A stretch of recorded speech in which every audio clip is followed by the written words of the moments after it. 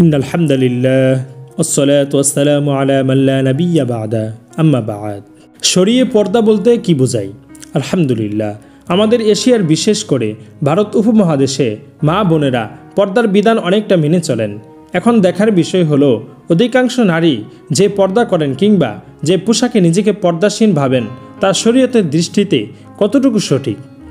বর্তমানে নারীরা পর্দা মনে করে এমন কিছু আধুনিক পদ্ধতি গ্রহণ করেছেন যা দ্বারা শরীয় পর্দা আদায় হয় না।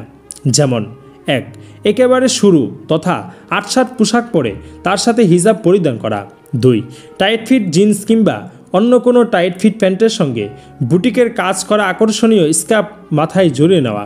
3 ডিজাইন করা লেহেঙ্গার সঙ্গে পাতলা ফিনফিনে স্কার্ফ মাথায় জড়িয়ে নেওয়া।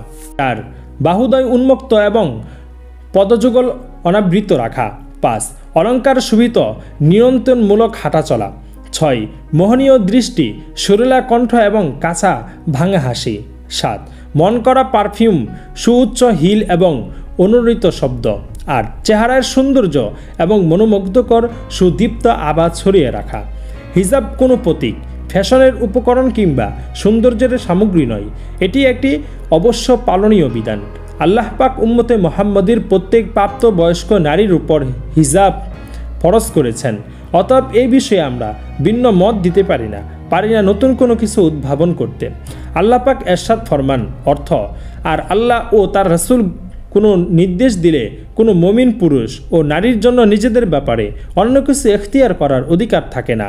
আর যে আল্লাহ ও তার রাসূলকে অমান্য করল সে স্পষ্টই পথভ্রষ্ট হবে।